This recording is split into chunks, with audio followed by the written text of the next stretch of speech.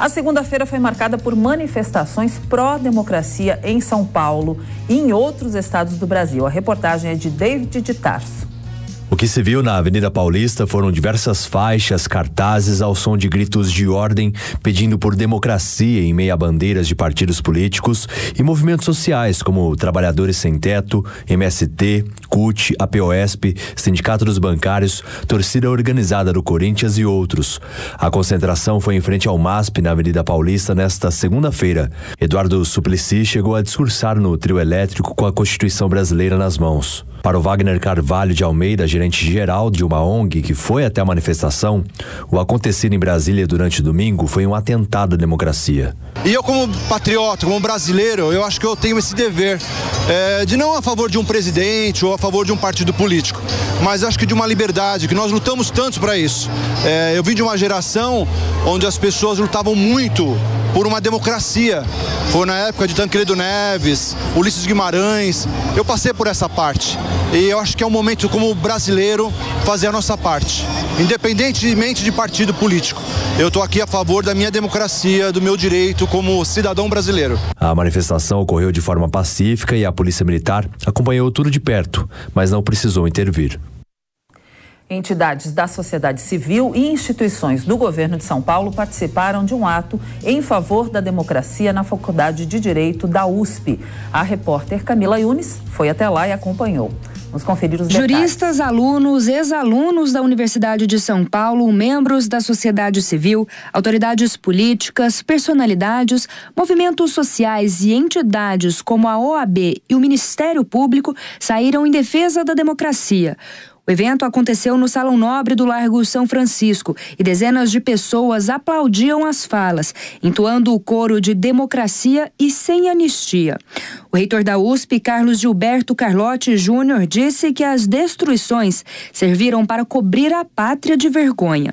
Para que não nos descuidemos da defesa constante do Estado de Direito, do Estado Democrático de Direito, que é o único ambiente em que a vida moderna é viável e próspera. O Procurador-Geral de Justiça de São Paulo disse que o Ministério Público entende que os atos de vandalismo foram cometidos por organizações criminosas e cobrou punições. Para o Ministério Público do Estado de São Paulo, são verdadeiras organizações criminosas que estão procurando subverter a ordem democrática, que estão procurando patrocinar um verdadeiro golpe de Estado contra a nossa democracia. Democracia que, repita-se, foi conquistada com vidas de estudantes, de trabalhadores, de advogados, de membros da nossa sociedade civil. 5 meses atrás, no dia 11 de agosto, nesse mesmo local, o Largo São Francisco sediou a leitura de uma carta em defesa à democracia, junto de membros da sociedade civil e entidades. Mas, para muitos, esses dois momentos de defesa à democracia não são os mesmos.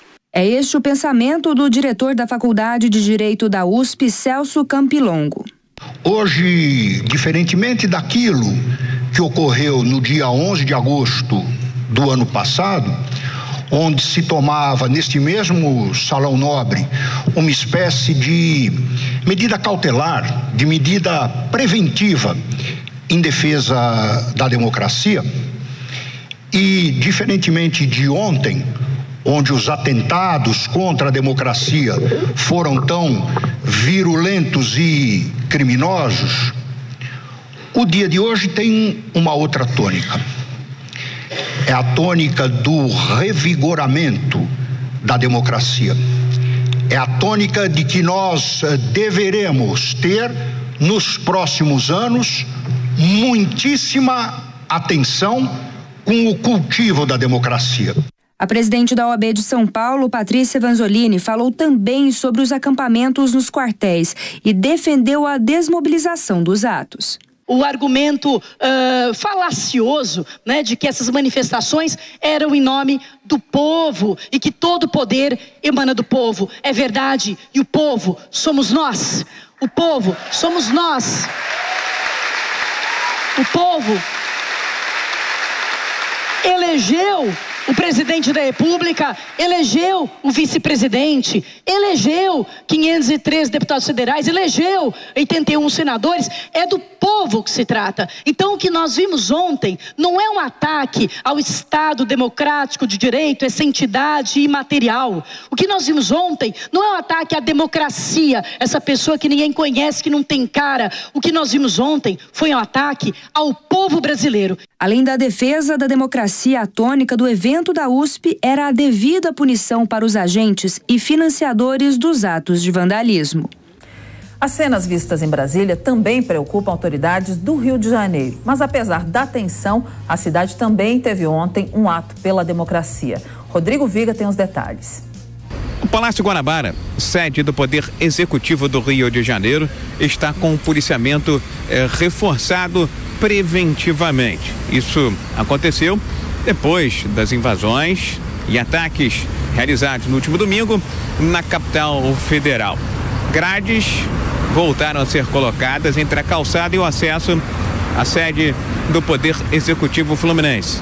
E o efetivo de policiais também aumentou, é bem maior do que aquele em dias e tempos considerados normais.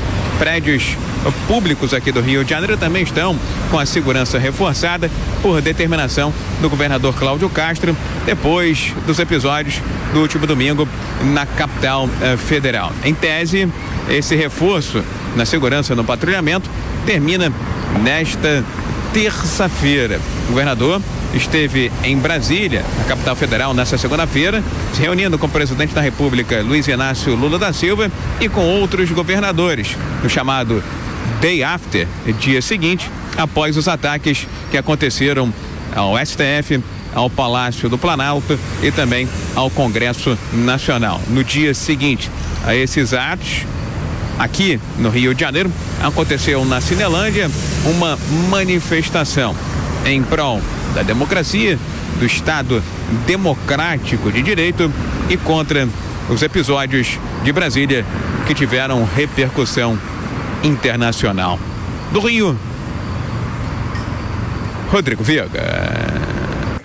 Diogo Schelp, a gente viu ontem manifestações em 16 estados brasileiros, um ato convocado às pressas e que reuniu muita gente. Aqui em São Paulo foram cerca de 50 mil pessoas na Avenida Paulista protestando pela democracia.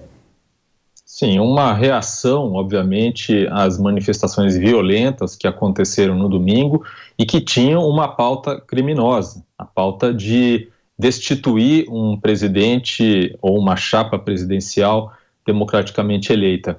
E exatamente por isso foi feita essa manifestação, feita às pressas, organizada às pressas, justamente como reação a aqueles atos, e obviamente que reuniu principalmente aí grupos de esquerda, organizações de esquerda, sindicatos e assim por diante. Mas a reação, obviamente, não pode ficar nisso, e não ficou. Como a gente viu no dia seguinte, ou mesmo na própria noite de domingo, houve reação contrária àqueles atos de vandalismo por parte de governadores de direita, por parte de políticos que eram, inclusive, da base política do ex-presidente Jair Bolsonaro, aquele que os atuais manifestantes dizem defender ou dizem que deveria ter permanecido no cargo. Então, essas manifestações são ainda mais importantes. A gente viu na fala do presidente Lula a convicção de que apenas uma minoria da direita, uma minoria daqueles que votaram em Bolsonaro, acreditam que esse é o caminho político, né? Esse é o caminho de oposição ou de resistência política ou de manifestação de insatisfação com o resultado das eleições. Ele acredita que a maioria das pessoas, mesmo aqueles que não votaram nele, não concorda com o vandalismo.